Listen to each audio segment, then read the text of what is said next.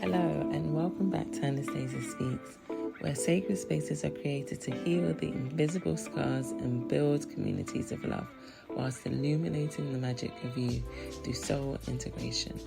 I am Anastasia, your host, and in today's episode I want to talk more about twin flames, the signs that you've met your twin flame, and the spiritual awakening journey. I've briefly talked about my twin flame journey and kind of danced around the nitty-gritty in other episodes, as I couldn't possibly say everything I wanted to say on the topic in one or a couple episodes.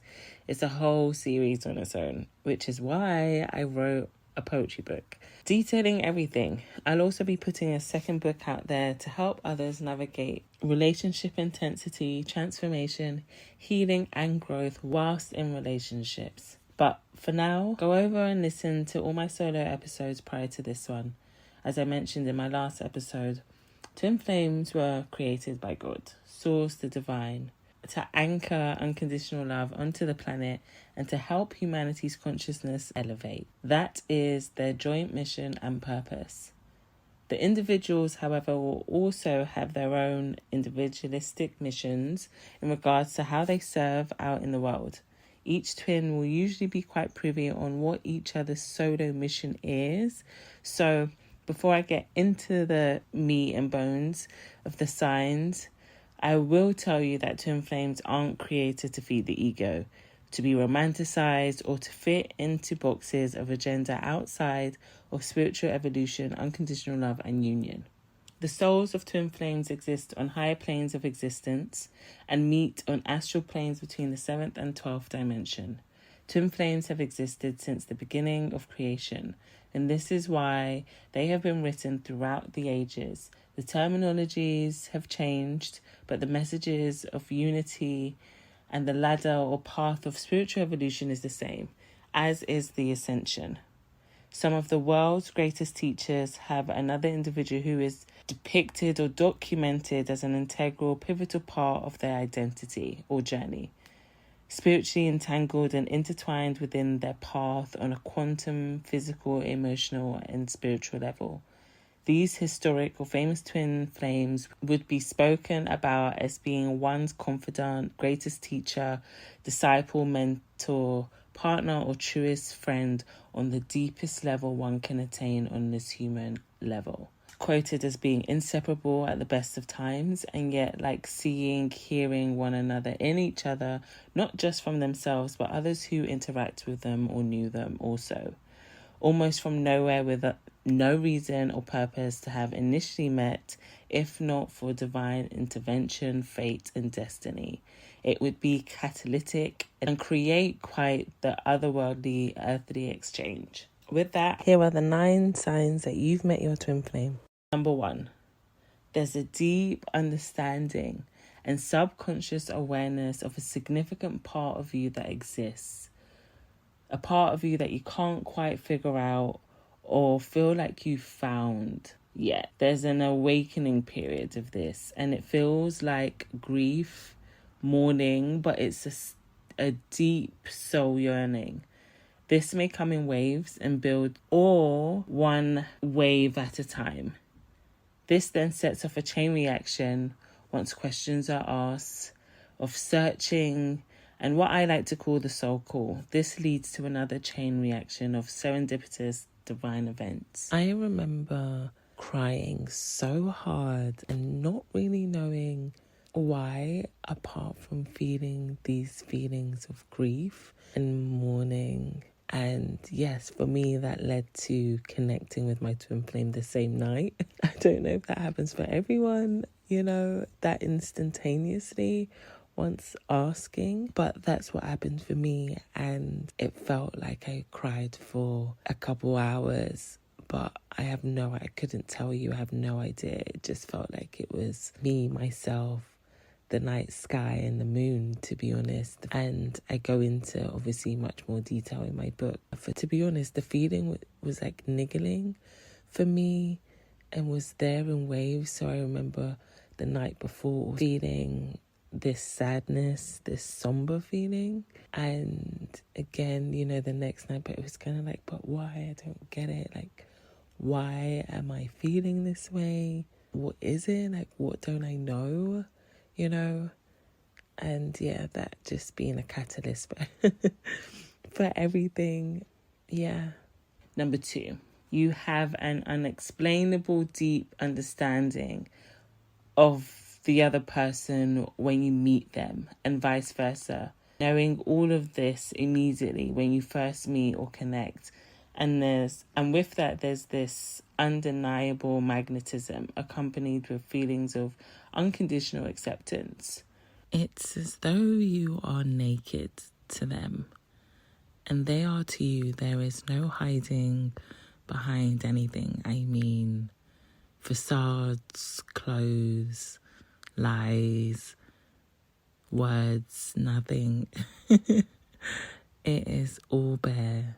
Number 3, there's an unfathomable sense of unconditional love that radiates from the both of you, unconsciously and consciously, but neither person may recognize, acknowledge, fully understand, or accept this straight away. It might take a while, but it exists and is usually acknowledged and accepted and understood further down the line. Number 4, there is this Kundalini awakening. It's this surge of energy within the body that might feel like a hot wave of lava from the base of your spine up through the center of your body to the crown of your head.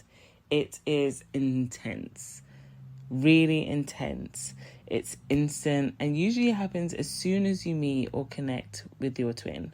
When I connected with my twin, which was actually for me online at first, I mean, I was sweating. For me, my logical mind would say, oh, it's because I was doing something unfamiliar and it was late and I was a kid really, so it was like rules and bedtime. But it was deeper than that. Like, I'm not a person who sweats, but sweating, you know, and feeling clammy for the first time in my life, which has never happened to me before and really since. And then also just tingling throughout my entire body. I mean, before he even said a word to me. And it just continued and intensified once we spoke. And like I said, as soon as the connection was made online, this jolt of energy just shot up through me like lava. It was so severe that I was looking around to make sure that I wasn't actually, nothing was happening to me physically and or around me, you know, that I could see, because it really was a visceral experience. Number 5. Your intuition is heightened and dialed up astronomically, generally, but also when it comes to this person in particular. You'll be able to hear your twin flame's thoughts, actions, feelings, intentions, and even what they're going through or their location. When we actually met physically for the first time, I was hearing his footsteps. Before we even met, you know, and he was yards away from me, you know, round corners of streets. I had no idea. It was an unfamiliar place. I'd never been to this place before, but I was hearing it. And I was having communication with him telepathically, you know, whether he was aware or was having the same, I have no idea, but that was what was happening for me.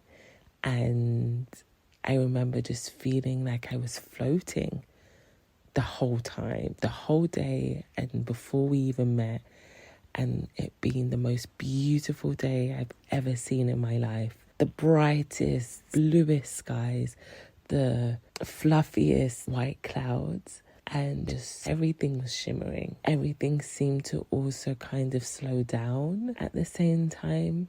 Again, I go into much more detail in my book, but all of a sudden I recognize that he's very close now, and I turn just as his hand is placed on my shoulder at the same time. And at that exact moment, there's thunder. It was as though the bus shelter that I was under collapsed, or the glass collapsed, because it was shrieking. It was like something out of a movie. It was insane and just hailing down. And and torrential rain like you've never seen. I mean, it was beyond. It was just beyond. And at the end of it, I was like something that came out of the Amazon rainforest. But it was just magical, you know. It was just incredible. And there were just so many things in the period that we were together that first time that is unexplainable, and some may say it's just coincidence, and that's fine. However, twin flames know it's beyond coincidence, and these things happen when twin flames get together. Things like this, of this magnitude, happen, and it's the most surreal, beautiful, mind-blowing experience one can have. And I do believe that we can have moments like this with people who we are in relationship with that are open to being the purest channel of unconditional love, and vice versa, and receiving that. I really do. And not just among twin flames. Number 6, your core life paths are almost identical or significantly mirrored, and this aspect allows both of you to connect to each other on the deepest levels you've ever experienced. For my twin and I, we were both kind of the responsible sibling and kid in the family and took on the same roles. Though we had older siblings, we weren't under one roof. And so we would take that role on because we saw the need, and we were very much in service to our families. We grew up in strict households, religious households, and our core beliefs and values are identical. I mean, how we go about things, our processing, how we intellectualize things, and the way that we see life and people. You know, that might seem quite basic, but it goes beyond that on a deeper level, you know. It's how we see ourselves, how others see us and perceive us, and the energy that we bring into any space, the mindset and the intentions we have when we are working on something or going into something and being out in the world. The way that we go into relationships, the way that we view our partners, even down to the kind of partners that we choose and have chosen, and actually going through marriages and divorces, you know, is uncanny how identical really it is. And also just this purpose in life and how we show up and who we are here to be, who we've shown up to be our whole lives. For me and my twin, it even goes as deep as lineage and origins of coming from the same countries. And the more that I've dug into our makeup and gone through even astrology and numerology and past lives even, you know, because I've had spontaneous recalls, we're so intricately interwoven. Number 7, ego death. There is this shattering of one's ego that happens when you meet and connect with your twin. So quite often there is this dark night of the soul, and really that is just where everything that is false kind of falls away, and you question everything that you've ever known or experienced to be true, and recognizing or analyzing things that were significant but now seem to not hold the same value or significance. And this can last for days, weeks, or months. Sometimes it can feel like your whole world is being turned upside down. Literally feels like everything's been ripped from under you and you just don't know what to do. And so you go further into a deeper rabbit hole before coming out, you know. And I just want to say to anyone who's going through this, that this is your rebirth. Look at this time as a time of purging. Look at this time as a time to become your most luminous self, because that's exactly what's happening. This is a time for you to really take care of you, to heal and to really stand in your power and to deliver the messages of your soul that you are meant to deliver and share with humanity, to raise consciousness. It requires that we do this shadow work, that we do the deep work on ourselves, on our minds, body, spiritually, mentally, to understand just what vibrations we're putting out and what vibrations we want to put out.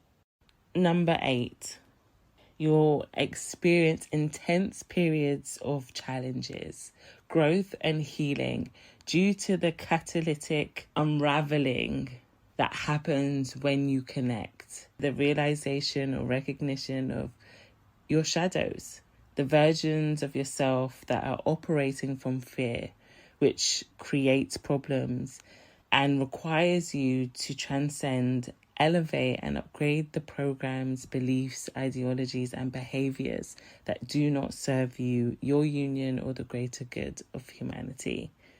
And this is really a continuation of the last sign. This speaks to the infamous runner-chaser dynamic that people have put out there. And I just want to say that that's just not what it actually is. I know that people use that and say that, but it's just not really correct and true to the truth of what's happening in Twin Flames. It's the period of healing and growth necessary for each individual that causes each twin to actually go and heal and grow without inflicting harm and pain, consciously or unconsciously, to the other.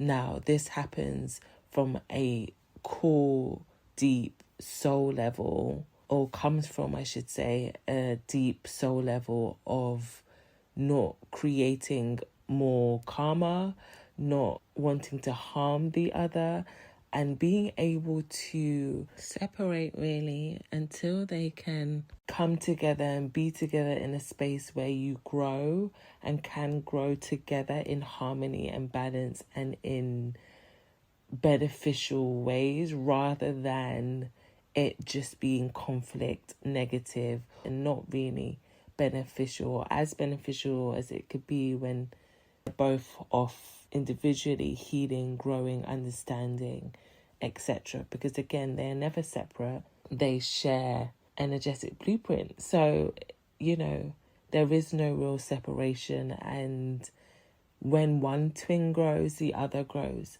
whether they're aware of it or not, whether you are aware of what your twin's doing or not, and in all the ways that you do or don't know that they're healing, trust and believe and know that this is also happening for you too. So as one twin elevates, the other automatically does the same. So I just want to say to everyone, this is nothing to be afraid of. This is nothing to get into fear about. This is necessary. And the twins that are codependent would have more separation because codependence is not healthy. And they need to learn interdependence. And this is why this can happen. And also having fear programs, again, will highlight this, will magnetize this, and will create this scenario. I'd also like to take the time to say that twin flames are not toxic. Now it doesn't mean that as humans, people don't have their narcissistic traits, or even some having toxic and abusive tendencies.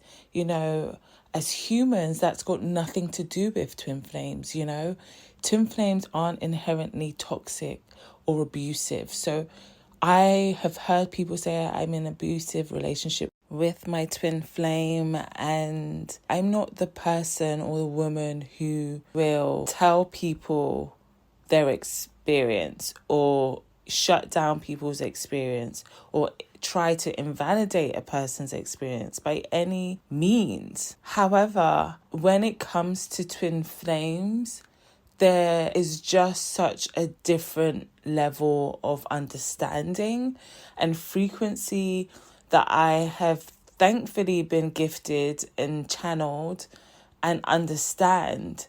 And now not everyone may agree, and that's okay. I'm okay with that.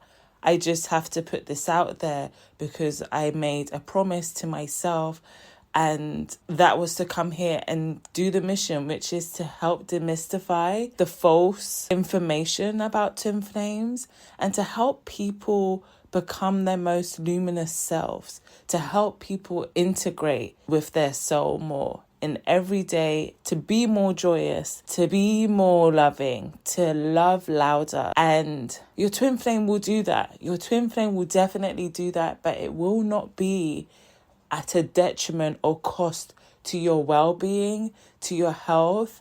And like I said, if at any point that even becomes a potential, you separate. There is a separation. You aren't going to be in a relationship with your twin flame if it's abusive. Pure and simply, I'm really sorry to disappoint and to shatter that idea for some people, but that's just not what the truth is. When you come together with your twin flame, it is love. Now, there will be periods, as I've said, that will be challenging, that will feel gut-wrenching, that will be just soul-stirring, leave you in despair because of circumstance or situation, but not because the other person is harming you. And I really want that to be really loud and really clear. This is not an excuse to stay with someone who is toxic, who is abusive. This is not what twin flames are. This is not what they're about. When twin flames come together, there can only be love that exists. And if it's not, they just don't stay together or come together at all. And that's the reality. And I really want to bring that in for some people because I hear so much. And when you really look, this is why they're so rare, because they do come together with such magnitudes of unconditional love that nothing else can exist. And because of that, that dynamic can be created where they have to go off and heal and grow and fix the things that need fixing within themselves before coming back together. I will say to you that me and my twin went through many times where we had to separate and go off and do our own thing before we came back and said, hey, and it was always love. It was never toxic. It was just difficult and grinding at times, frustrating, irritating, even annoying, disappointing.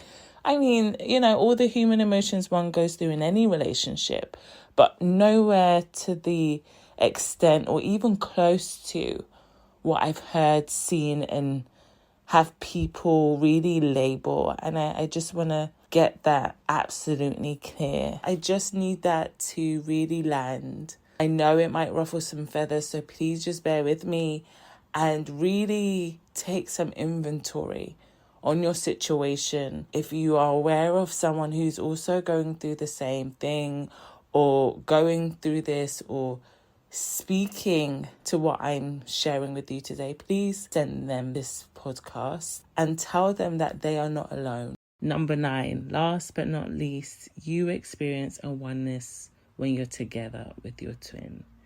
And this oneness when you are together can only be described as coming home completely content without need or desire.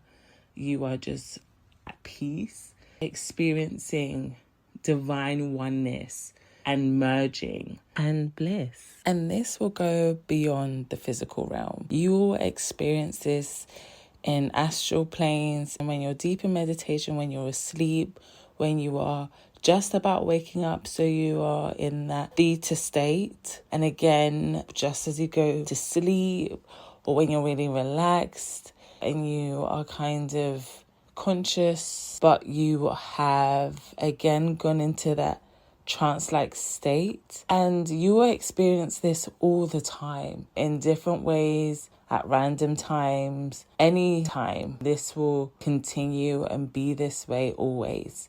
There will be periods, of course, where you are just doing things and living as an individual, and there won't be like this huge moment or moments of this, but they'll exist, you know, just as you exist. And it won't be a thing that you'll need to call in, or you'll need to plead for, or you'll need to look for or search. It will just happen. It will just be, they will just come and you will just experience it. I could go on and on about what other signs I have found over the years, but you know, we'd be here more than the scheduled half an hour, so I have to condense it. But as we talk about twin flames, one particular pair comes to mind: Rumi and Shams.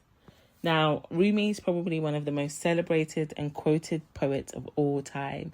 Rumi was a 13th century Persian poet, Islamic scholar, theologian, and Sufi mystic, originally from the region that is now Afghanistan. He was born September 30th in 1207 in what was then part of the Persian Empire, and later moved to Konya, which is now in Turkey. Shams of Tabriz was a wandering mystic who arrived in Konya in 1244. When Rumi met Shams, there was an instant electric connection, and it was as though Rumi found this teacher, mentor that he had been kind of envisioning or seeing in visions for his whole life. And the answers to all his whys kind of suddenly found him. They met, and it was this spiritual and emotional awakening. There was a profound recognition of one another, of unity and shared destiny, which are all hallmarks of the twin flame connection. Shams did challenge Rumi and his religious and philosophical perspectives, which only deepened his faith and broadened his poetic expression.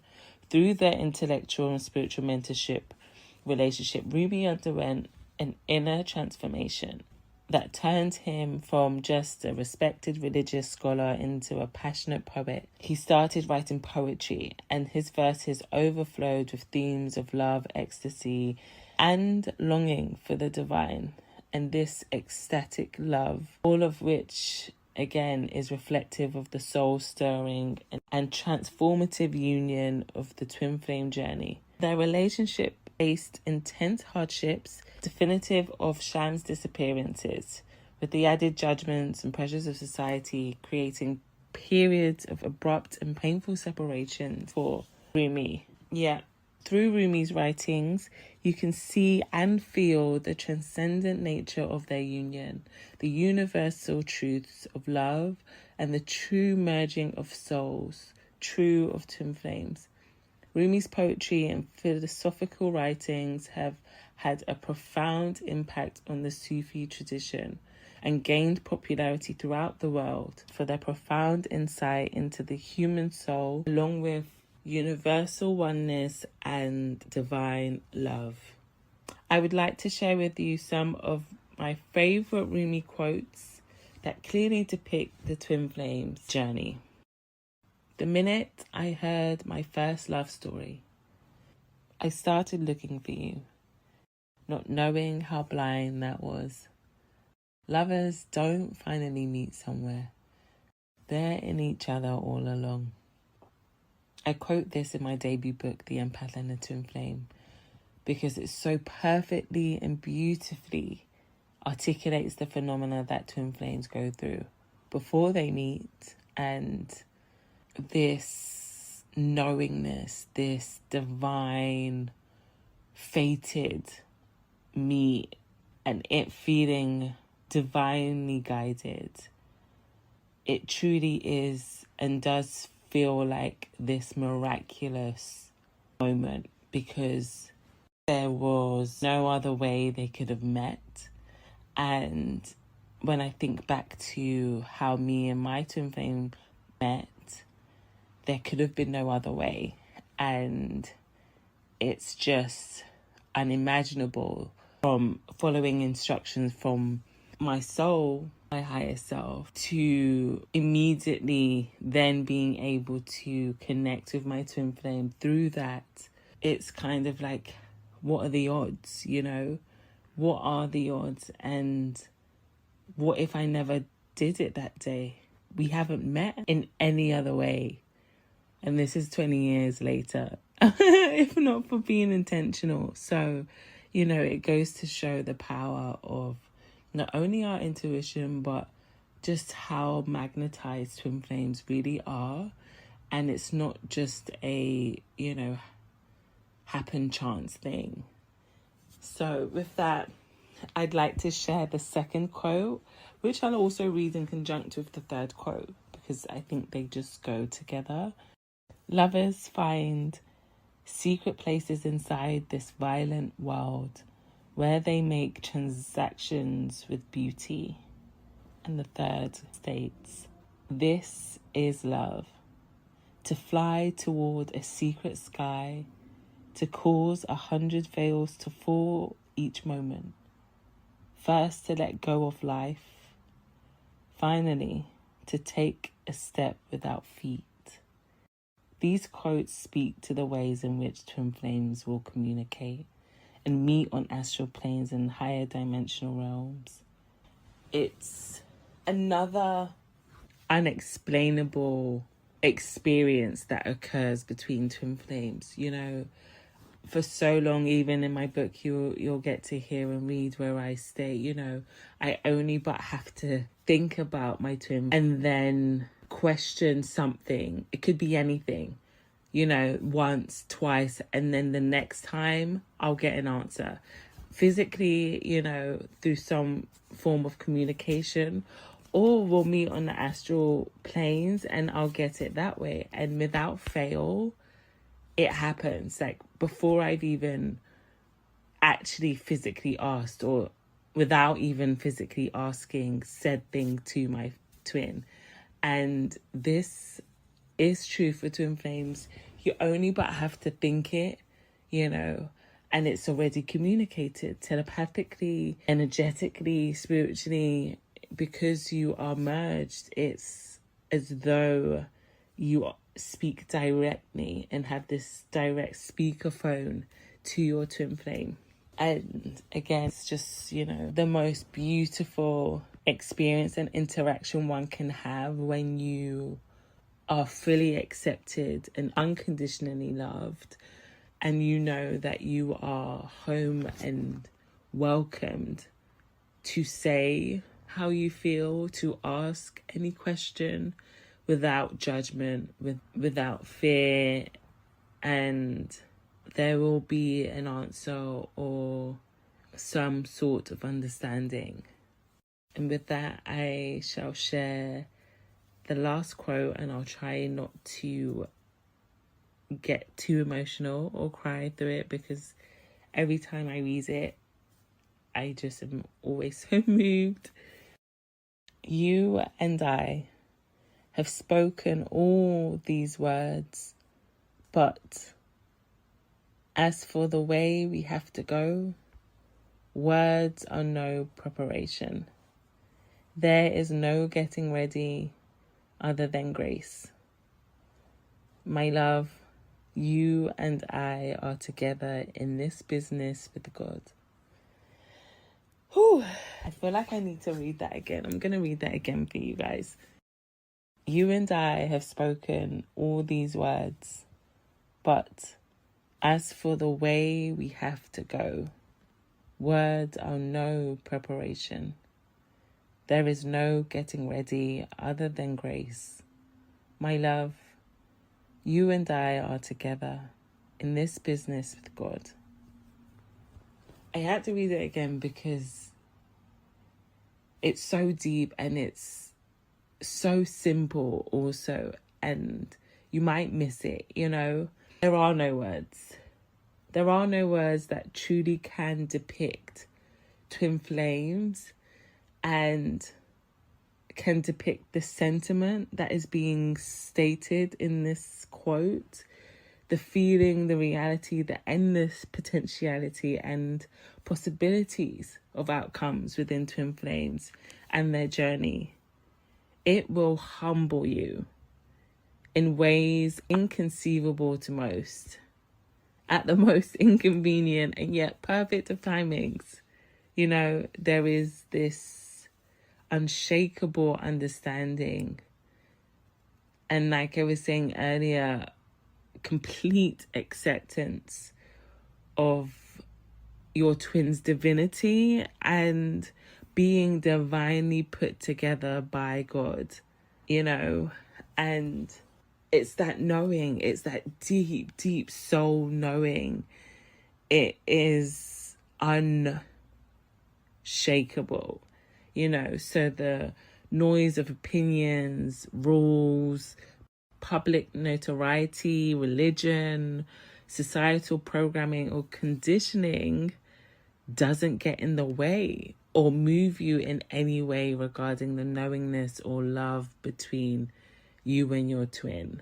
You know, it truly is life-changing. It's transformative, because other than what I can say is your parents, if you have loving present parents and having a relationship with God or Creator, the divine, there is just nothing else, you know, that compares, that truly compares to how soul affirming, how transformative, how just incredibly molding it is, you know. And the presence of the divine is so carefully and intricately woven between the threads of twin flames quantum entanglement that words don't do it justice. There are no words to quantify or qualify an accurate description or summary that depicts twin flames. Though we may still try, but truly there isn't. It purely is the only thing that can even bring you to an understanding is experiencing that and experiencing unconditional love at its purest, truest form from any vessel. So yeah, it's why, you know, I guess people at times have a hard time letting go of who they thought was the one, because oftentimes the one is really showing another person that they are deserving and worthy of being in receipt of unconditional love and experiencing unconditional love from this person. And, you know, there is nothing like unconditional love in this world, and this is also how everything is made. So, you know, it goes to show you just how incredible love is, and that at the base of everything, that is what matters. You know, my poetry book, The Empath and Her Twin Flame, really was birthed from inspiration. And that inspiration was love. That inspiration was having this person who shares this identical soul blueprint and is able to hold space in such a sacred way for my being in this current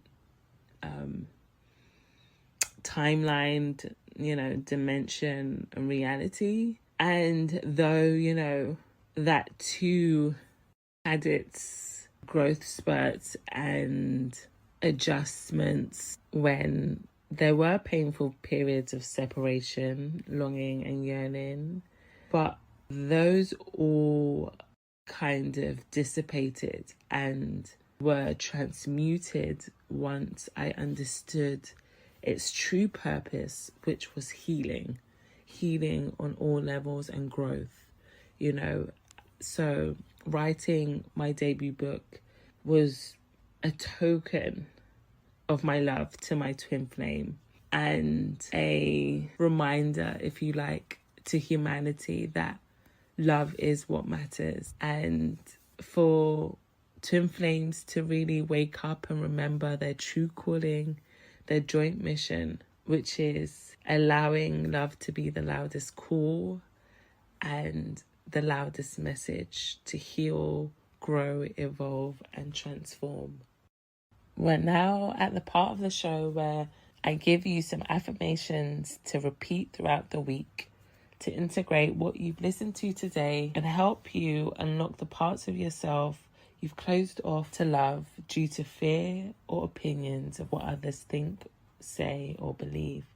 I want you to say these affirmations with me to attract more love into your life and to hold space for more love towards yourself. I am one whole and belong unto myself. I am enough and deserving of unconditional love. I am complete within God's divine love. Unconditional love surrounds me at all times, and I just have to open my arms to receive. And just like that, we've come to the end of the show and the part where I share this week's prompt, which is Love's Like Pandora's Box. These prompts are creative writing prompts designed to take you a little deeper into self-reflection, discovery, and soul integration. To get those channels of creativity and divine insights opening more and more week after week to help integrate the lessons along with the messages our soul has for us. So take 20 minutes and 20 minutes only to write all that comes up without distractions. It doesn't matter what it sounds like or what it looks like. It doesn't need to be perfect. Just write and allow it to come out. And be present. You don't need to share it, but if you feel moved to, I'd love to hear it. So feel free to send your responses in, or if you've got questions, share them in the comment sections on my social media pages or in the review sections, along with your replies to my additional question on Spotify to be answered on the next show. But for now, if you're ready to take the next steps into the journey of soul integration or need support navigating the flames of your twin flame journey, head over to anastasiaspeaks.com and book a free discovery call or twin flame counseling coaching session with me. You can also join the tribe and connect over on Facebook, X, Threads, Instagram, YouTube, and Clubhouse, searching Anastasia Speaks, or go to anastasiaspeaks.com for more. Remember, seeking more means you can no longer stay small. Delay is not denial. Missteps happen so we get the chance to realign, and you are not alone. Thank you for listening, and don't forget to subscribe. Love louder to release all fear. See you on the next episode.